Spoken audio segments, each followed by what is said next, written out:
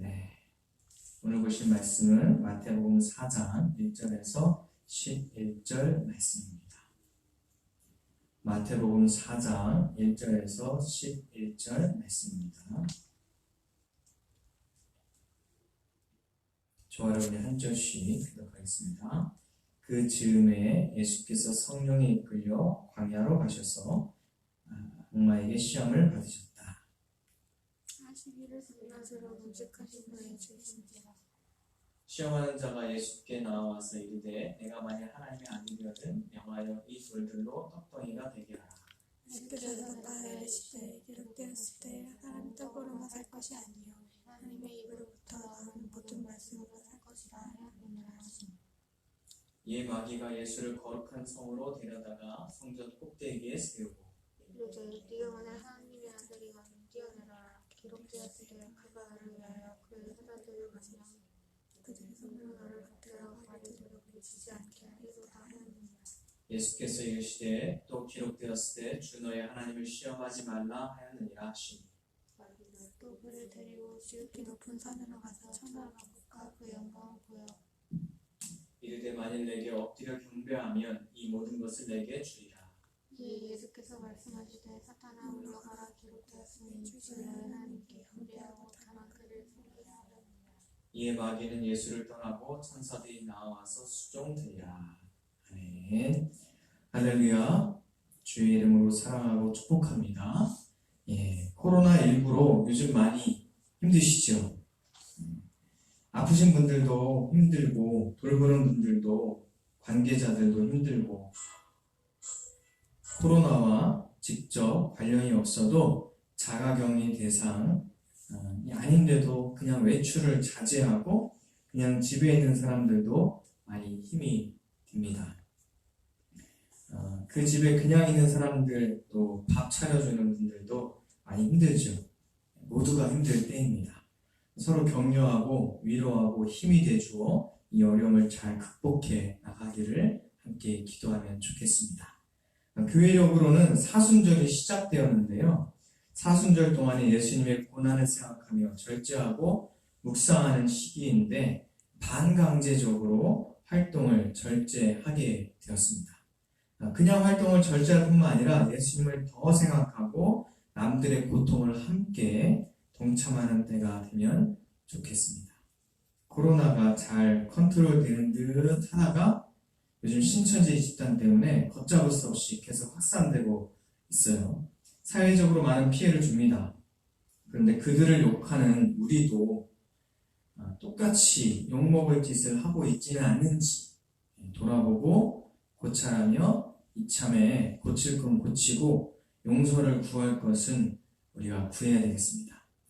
사이비네 이단이네 우리는 그렇게 판단하고 표현하지만 신천지 전문가들이 왜 이단이며 어떻게 나쁜지 설명하는 동영상들도 많이 있어요. 찾아보시면 좋겠습니다. 그런데 사순절이 시작될 때 주로 예수님께서 시험 받으시는 이 본문이 선택이 됩니다.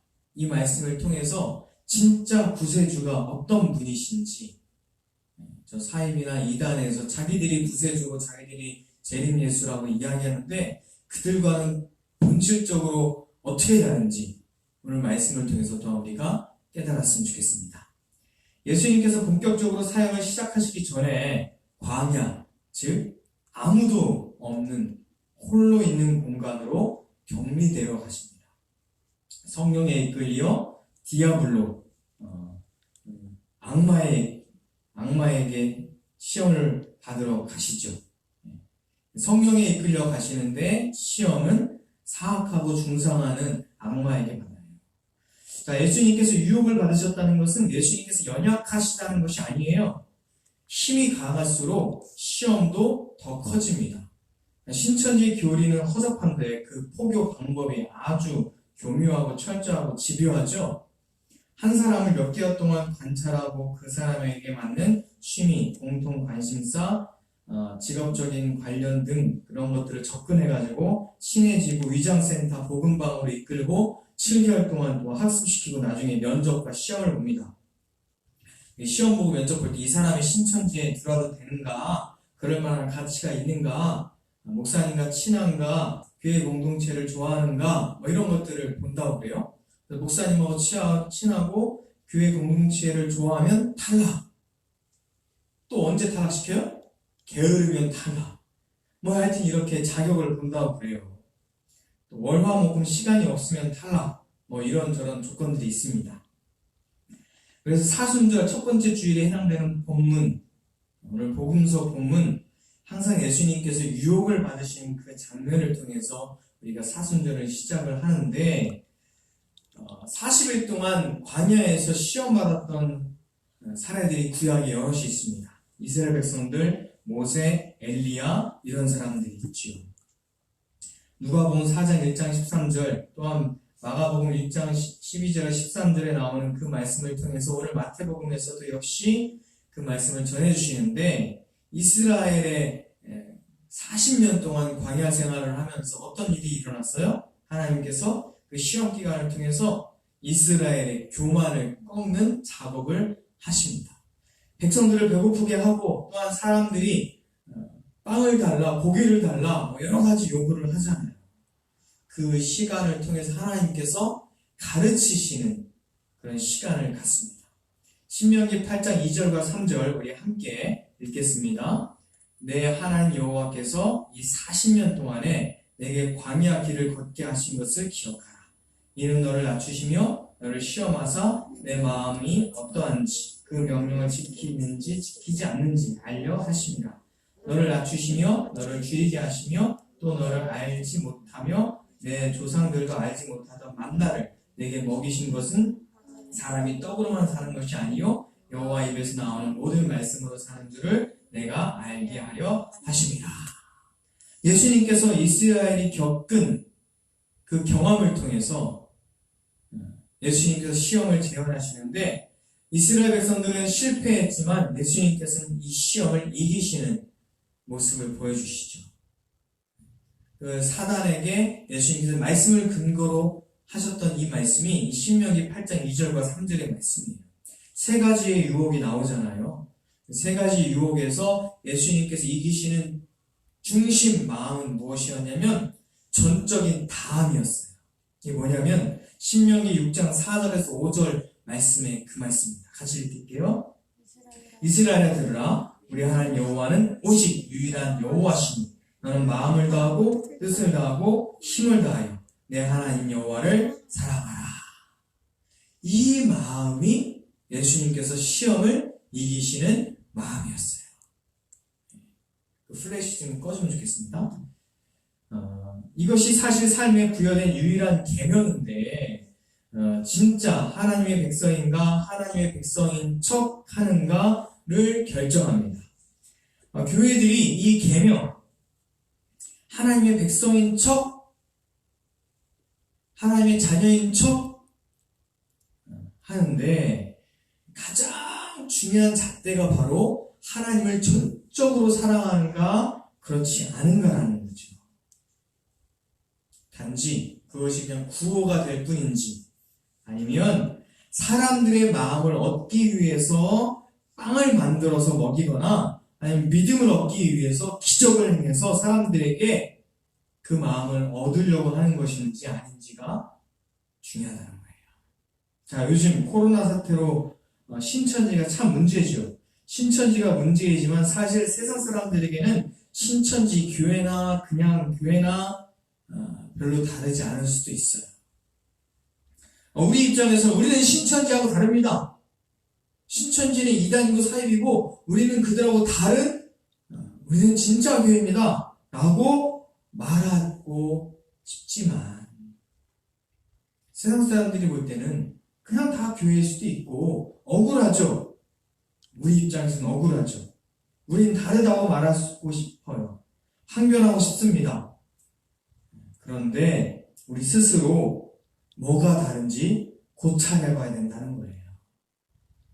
자, 신천지 포교 방법이 위장문화센터, 거기서 뭐 기타도 가르치고 문화도 가르치고 뭐 켈렌도 가르치고 뭐 여러 가지 그들이 세상 사람들이 관심 가는 취미생활을 가르치면서 친해지고 나중에 관계를 통해서 빠져나올 수 없을 때 성경 공부를 하자 그러고 그 다음에 많은 시간이 흘러서 쇠뇌시키고 더 이상 빠져나올 수 없을 정도가 된다고 하죠.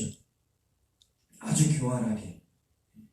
근데 개신교도 우리 교회라고 하는 곳도 신천지가 하는 것처럼 똑같이는 하지 않지만 그들을 교회로 데려오려고 교세를 확장하려고 그런 여러 가지 방법들을 사용하진 않는지.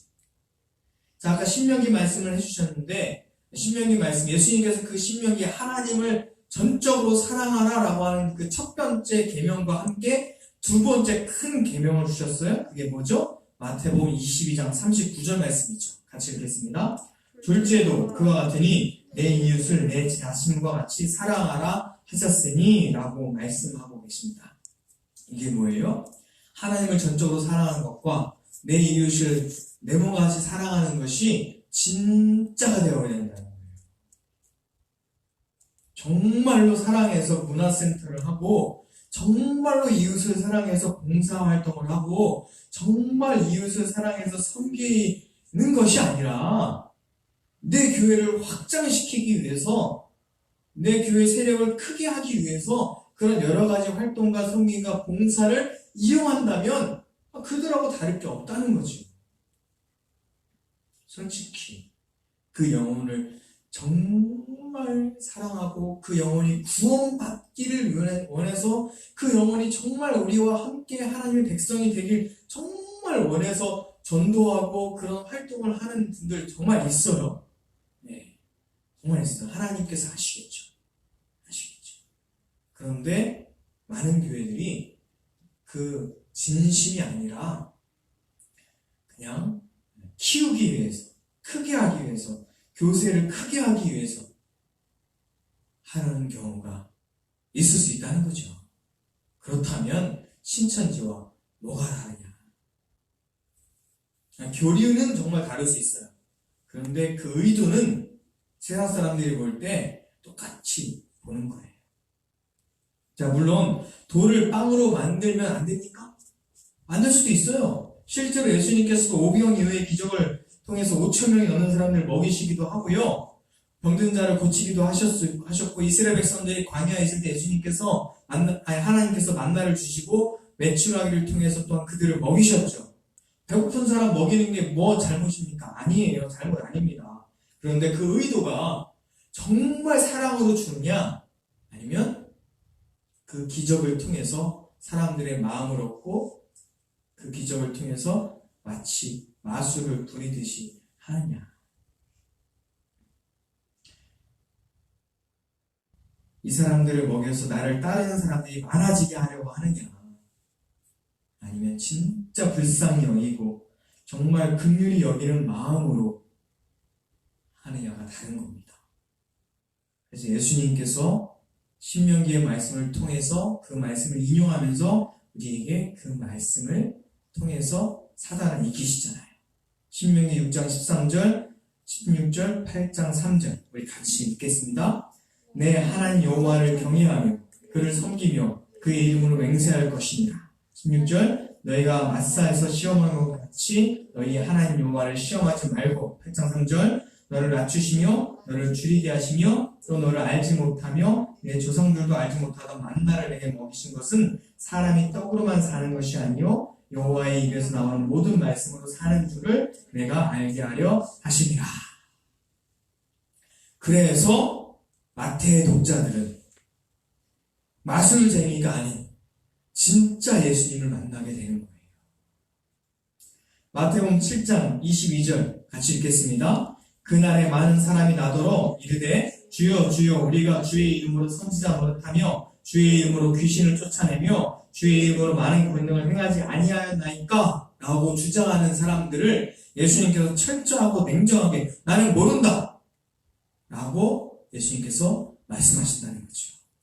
예수님의 이름으로 주의 이름으로 기적도 행하고 주의 이름으로 선한 일도 행하고 주의 이름으로 선지자 노릇도 하고 주의 이름으로 교회 일을 똑같이 할 수도 있지만 그 진심이 하나님을 사랑하고 진심이 이웃을 사랑하는 마음이 아니라면 예수님께서는 나는 너를 모른다라고 냉정하게 말하신다는 거죠. 예수님께서도요, 이 권한, 이거를 다 내려놓으셨어요. 그런데 그 후에 변화산에서, 승천산에서, 또한 광야에서 자신이 거절한 그 권위를 오히려 십자가에서 죽으면서 끝까지 포기하셨던 그 권위를 오히려 하나님께서 그에게 내가 사랑하는 아들이라고, 내가 기뻐하는 자라고, 내가 그를 통해서 온 세상을 구원하겠다고 하나님이 결정적이게 높이시고 하나님께서 영광의 자리로 올리셨어요. 자, 예수님께서는 광야에서 자신이 그 힘과 권위를 거절하셨죠. 사단이 자 떨어져 봐요. 하나님의 아들이면 자 세상을 다 보여주면서 나에게 절하면 다 너에게 줄 것이다. 이 영광을 다 너에게 줄 것이다 라고 했지만 예수님께서는 그 모든 시험을 이기고 그 힘과 권위를 거절하시면서 하나님의 말씀으로만 이기셨거든요. 근데 지금 신천지를 비롯해서 모든 신앙과 사입이 그 모든 자칭 재림 예수, 자칭 하나님, 자칭 성령님이라고 하는 그 모든 사람들이 결정적으로 보면 뭐예요? 우리가 복잡한 교리나 복잡한 그들이 갖는 뭐 다른 거 다 몰라도 이거 하나만 알면 가짜구나 알 수 있어요. 뭐예요? 스스로 높아지는 것, 스스로 재림 예수라는 것, 스스로 본인이 보혜사라는 것, 스스로 내가 하나님이다라는 것, 스스로 하나님의 영광을 가로채는 것, 그것만 보면 가짜다, 사입이다 알 수 있어요. 예수님도 이 땅에서 계실 때 스스로 높아지지 않으셨거든요. 하나님이 내 사랑하는 아들이다 라고 말씀하셨고 그 말씀의 근거에서 예수님이 아버지라고 하셨을 뿐이지 그게 진짜 구세주죠. 그게 찐 구세주입니다. 그게 가짜와 진짜의 차이입니다. 이 땅에 수없이 많은 사이비 교주들이 나오는데 그들이 계속 결정적으로 자기들이 하나님이라는 거예요. 자기를 신격화합니다. 많은 훌륭한 목사님들이 정말 훌륭하게 하나님께 쓰임받다가 마지막에 결정으로 변질되는 게 바로 그 부분이거든요. 신격화, 자기를 높이는 거, 자기가 스스로 영광을 받는 거예요. 똑같이 교회, 똑같이 우리가 기존 교단에 속해 있고 간판도 똑같이 그냥 기존 교회를 것을 달고 있어도 정통 교단 안에 속해 있어도 물론 우리가 사이비까지 가지 않는다 할지라도 하나님의 영광을 가르친다면 어떤 사람도 평범한 신앙인도 사이비의 길에 들어서게 되는 거예요. 가짜 길에 서게 되는 거죠. 겉으로는 똑같이 선지자 노릇하고 목사직하고 교회 생활을 하고 봉사활동하지만 자기 욕심을 채우려고 한다면 그것도 역시 똑같은 거죠. 자기가 영광 받으려고 한다면 역시 똑같은 겁니다. 예수님의 유혹의 이야기를 통해서 하나님이 되거나 하나님처럼 되려고 시도 그것을 포기하셨던 예수님, 우리가 그것을 통해서 하나님의 뜻과 하나님의 말씀을 발견해야 돼요. 창세기 3장 5절 같이 읽겠습니다. 너희가 그것을 먹는 날에는 너희 눈이 밝아져 하나님같이 되어 선악을 알 줄 하나님이 아시니라. 최초의 죄도 뭐였어요? 하나님같이 되려고 했던 게 최초의 죄고 그게 사실은 모든 죄의 근원입니다.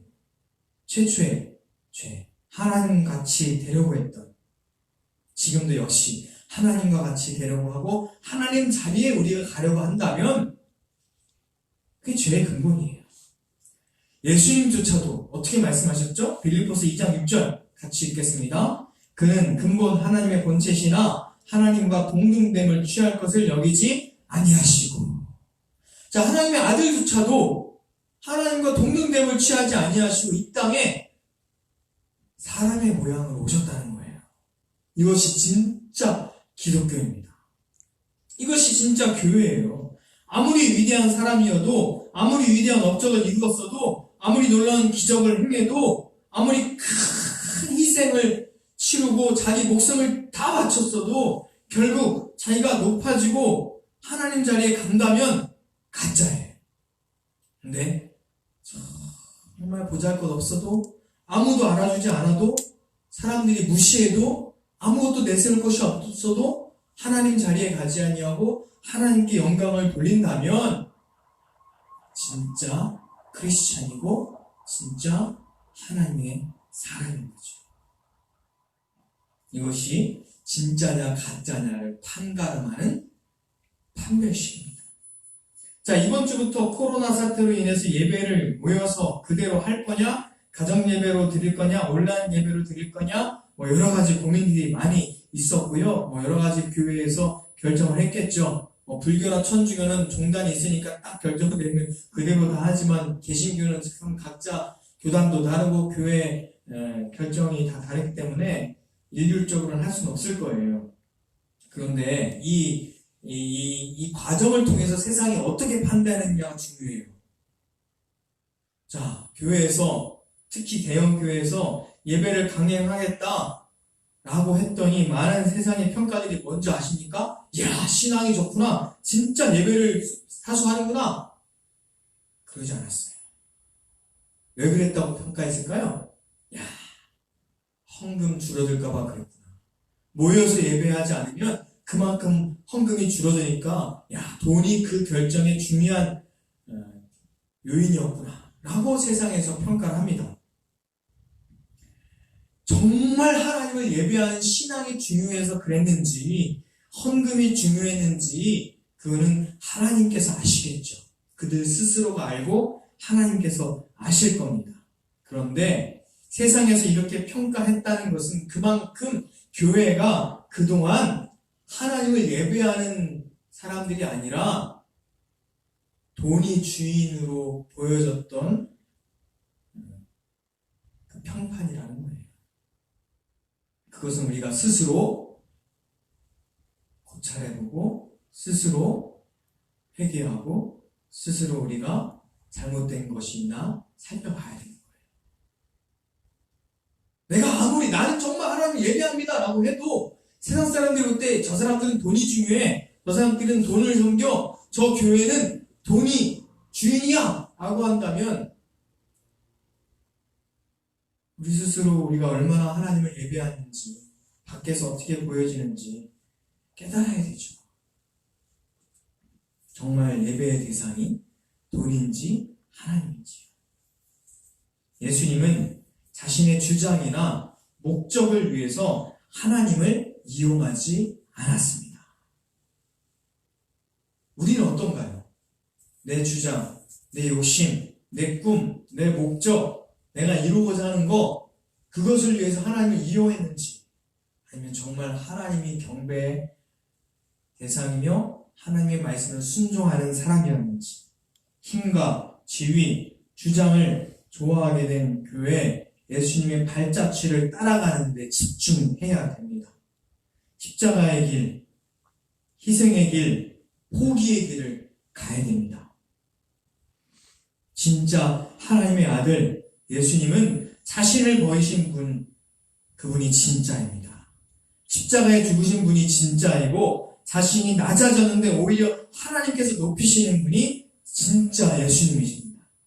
사순절 기간에 그 예수님의 십자가의 길을 따라 한 걸음 한 걸음 가시기를 축원합니다. 더불어 고통당하는 분들을 위해서 함께 기도하시기를 간절히 바랍니다. 기도하겠습니다. 사랑과 은혜 하나님, 이기신 진짜 예수 그리스도가 우리의 주님의 길을 소원합니다. 내 마음대로, 내 욕심대로, 내 힘과 주장을 위해서 하나님을 이용하는 사람이 아니라 또한 어떠한 성공과 어떠한 업적 위에 내가 높아지며 하나님 자리에 가고자 하는 사람이 아니라 힘들고 어려울 때일수록 더욱 낮아지고 포기하고 희생하며 하나님께 영광을 돌리고 나는 없어지고 오직 하나님만 드러나는 하나님의 사람이 되게 하여 주시옵소서. 사단이 유혹합니다. 우리를 높아지게 하고 우리가 힘을 갖게 하고 우리가 영광 받게 하고 우리가 하나님을 이용해서 잘 먹고 잘 살게 하기 위해서 사단이 계속 유혹합니다. 그러나 그 유혹을 이기고 승리하신 예수님처럼 우리가 십자가의 길을 가며 말씀대로 우리가 승리하는 사람이 되게 하여 주시옵소서. 또한 이 고통받는 시기에 정말 힘들고 어려운 사람들을 위해서 기도하는 우리 교회가 될 수 있도록 주님 도와 주시옵소서. 예수님의 이름으로 기도합니다. 아멘. 찬양하겠습니다. 원하고 바라고 기도합니다.